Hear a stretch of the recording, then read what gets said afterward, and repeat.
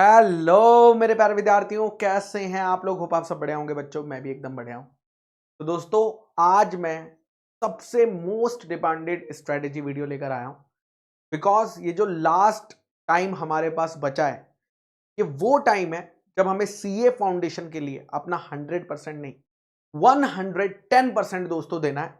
Because अगर आप अपने रिजल्ट में सक्सेसफुल देखना चाहते हो ना, तो पागलों की तरह लग जाओ यार। इस टाइम पे एकदम भूल जाओ, मतलब नेगेटिव थॉट्स को मन में आने ही मत दो कि नहीं हो पाया। तो नहीं, only positive thoughts. Full time अपने को डेडिकेट रहना है, पूरा पूरा दिन दोस्तों। अब ये जो 4 सब्जेक्ट है ना आपके सीए फाउंडेशन के, ऐसे घोट के पी जाने हैं कि जब पेपर आए, चाहे कितना भी डिफिकल्ट आए, अपन उसको सॉल्व कर पाए। और आज मैं दोस्तों बात करने वाला हूं बिजनेस लॉस की 30 डेज की strategies. Business loss 30 days strategy. दोस्तों, बिजनेस लॉस में 3-4 चीजें बहुत इंपॉर्टेंट है। सबसे पहला है दोस्तों रिवीजन।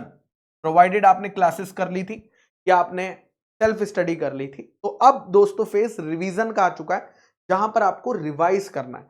बट पहला रिवीजन डिटेल्ड रिवीजन होना चाहिए।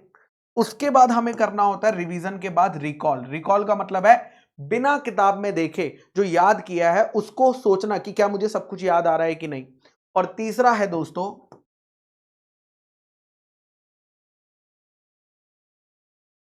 Writing practice. तीसरा क्या है दोस्तों? Writing practice.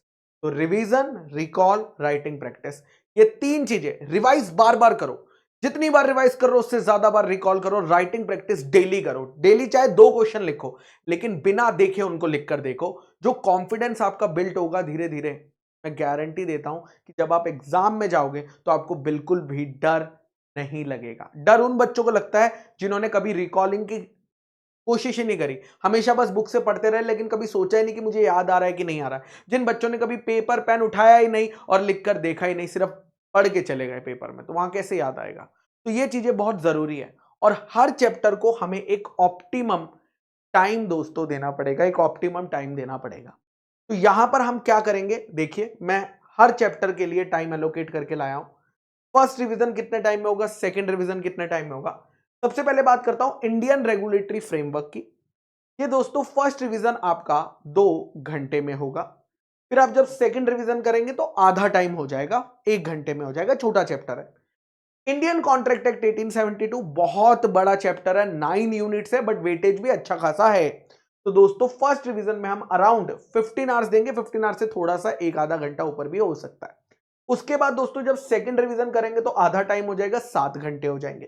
फिर आता है sale of goods act, 4 units है, अच्छा खासा वेटेज है, 21 मार्क का। अगेन 7 घंटे हम इसको एलोकेट करेंगे 4 यूनिट्स के लिए, क्योंकि एक यूनिट इसमें छोटा भी है। और फिर सेकंड रिवीजन के टाइम आधा कर देंगे, 3 घंटे में करेंगे। उसके बाद इंडियन पार्टनरशिप एक्ट दोस्तों हमारे पास 3 यूनिट्स है, 4 घंटे देंगे और सेकंड रिवीजन में 2 घंटा देंगे। एलएलपी एक्ट छोटा एक्ट है, इंडियन रेगुलेटरी फ्रेमवर्क की जगह, बट छोड़ के नहीं जाना अगर छोटा है तो। 2 घंटे यहां थे, 2 घंटे यहां, 1 घंटा 1 घंटा, मतलब सेम आईआरएफ और एलएलपी को सेम टाइम लगता है, बिकॉज उतना ही कंटेंट है दोनों के अंदर।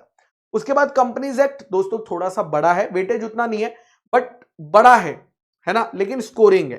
तो यहां पर आप 6 घंटे देंगे दोस्तों। रिवीजन जब करेंगे तो इसको अच्छे से करना है, रिवाइज भी। तो इसमें मैंने 3 घंटे नहीं किया, मैंने इसको 4 घंटे दिया है। नेगोशिएबल इंस्ट्रूमेंट एक्ट अगेन दोस्तों एक छोटा सा एक्ट है, 14 मार्क्स के लिए एग्जाम में आता है। 4 घंटे हम इसमें देंगे और 2 घंटे हम रिवीजन में देंगे, यानी टोटल फर्स्ट रिवीजन में मोटा मोटी आपको 40 घंटे लगेंगे और सेकंड रिवीजन में मोटा मोटी आपको 20 घंटे लगेंगे। तो 30 दिन के अंदर आप ये मान लीजिए, ये आपका हो जाएगा 20 डेज में और ये आपका हो जाएगा 10 डेज में। ये आपका 30 डेज हो गए। अगर आप बिजनेस लॉस को डेली 2 घंटे पढ़ रहे हैं और उसके बाद अगर आप आधे घंटे की राइटिंग प्रैक्टिस कर ले 2 क्वेश्चन की, इसके अलावा तो पढ़ रहे थे ना, और इसके अलावा दोस्तों तो मजा ही आ जाएगा। अच्छा, आप लोग अगर कोई वीडियोस मुझसे और चाहते हैं, कोई रिवीजन वीडियो चाहते हैं, कोई राइटिंग प्रैक्टिस सेशन चाहते हैं, तो मुझे कमेंट सेक्शन में जरूर बताइएगा। जिस कमेंट पे सबसे ज्यादा लाइक होंगे मैं ट्राई करूंगा कि वो वाली वीडियोस की सीरीज में जल्द से जल्द लेकर आऊं। आई होप ये वीडियो आप सभी के लिए हेल्पफुल रहा होगा। तो मिलते हैं दोस्तों नेक्स्ट वीडियो में।